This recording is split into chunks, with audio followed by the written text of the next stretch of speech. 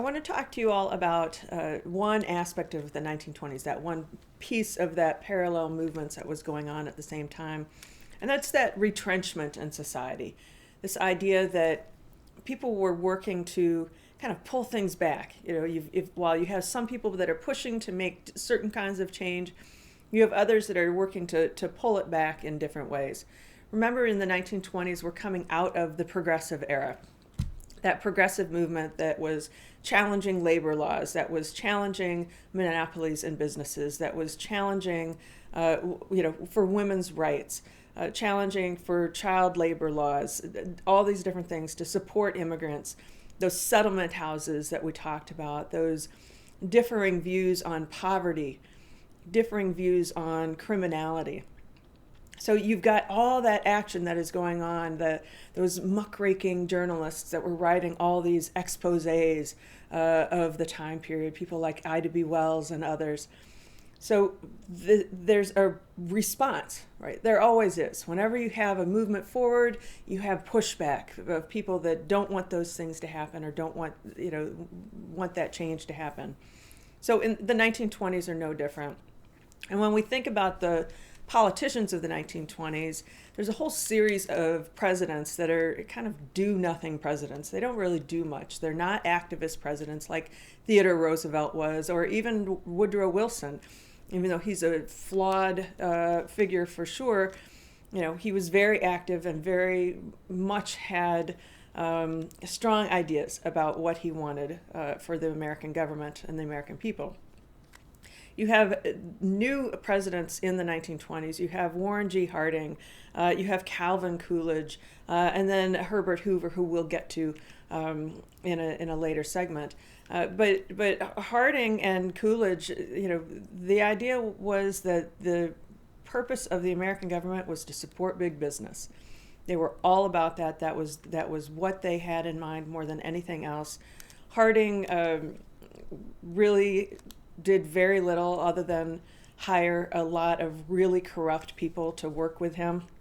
We can't find evidence or haven't found evidence of his personal corruption, of Warren Harding's corruption, but he had all sorts of departments and agencies underneath him that he made sure did nothing, that they were not activists, that they did not move forward in any way. He was very conservative on taxes. He was very conservative on labor rights, very pro-business, very big business. And he brought in a lot of his friends. It was called the Ohio Gang. And your textbook talks about this and this idea that he brought in all these individuals who thought their greatest benefit of being a part of the government was to make a lot of money. Albert Fall is one example of that, with what was known as the Teapot Dome scandal. And again, your textbook talks about these scandals, but with Albert Fall, we had the naval oil reserves, and he leased the reserves to some individuals for the price of $100,000 in his own bank account, that kind of thing. So it was a very different decade when it came to administration in their focus and in their actions. And again, Harding is the one, we hear the word normalcy a lot right now. Normalcy isn't a real word. Warren Harding made it up. It should be normality. But Harding said it enough that it's kind of become a part of our everyday language today.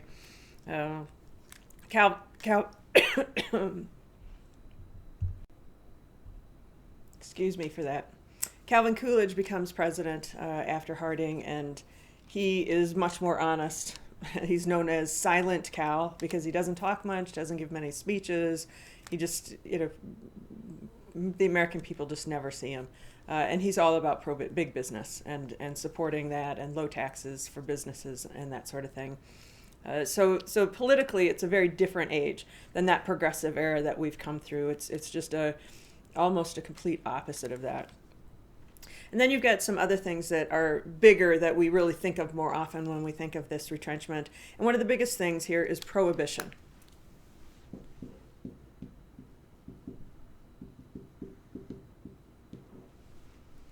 And really what we're talking about here, of course, is the prohibition of alcohol. This is going to be the 18th Amendment to the Constitution.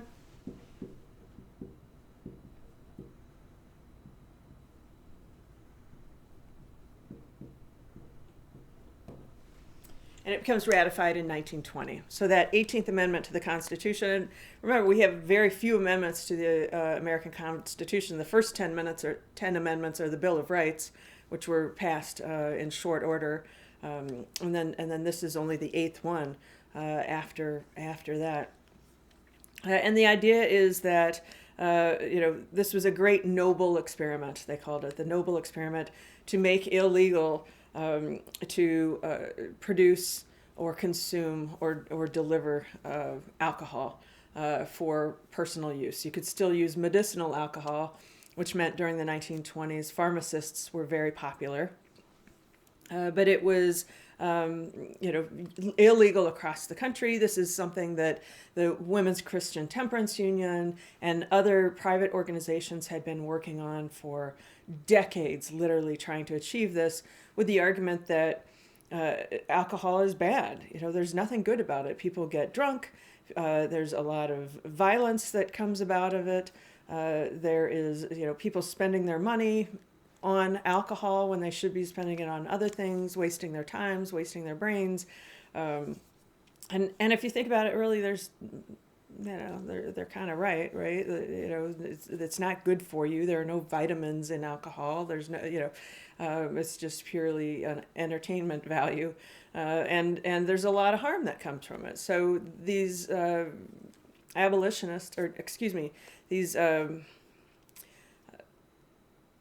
those who supported prohibition of alcohol worked very hard for a very long time.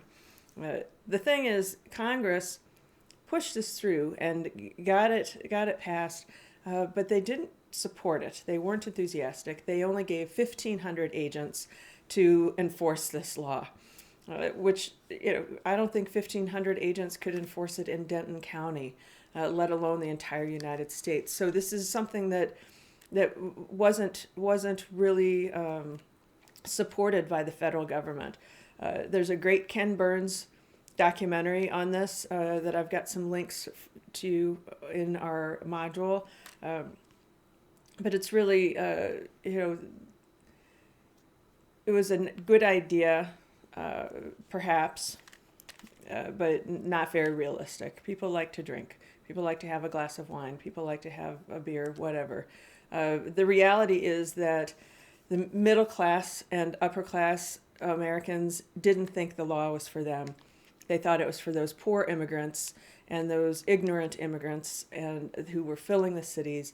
They needed to be stopped, but not the middle class and not the upper class. So it was just a failure on so many levels. So when we see those speakeasies in so many movies and things like that, it's usually the middle class that are in there sneaking their alcohol. So one of the great problems of this prohibition law was the growth of organized crime, because now they had something that they could sell very easily. You add the technology of the time of automobiles, which we'll talk about more later, and the technology of the time of machine guns, and all of a sudden you have a whole new racket surrounding alcohol. So that's one piece of this retrenchment in society. Okay. I want to just briefly touch on a second piece of this retrenchment in society, and that's the growth of religious fundamentalism that hadn't really existed before, not at the scale that it becomes popular in the 1920s.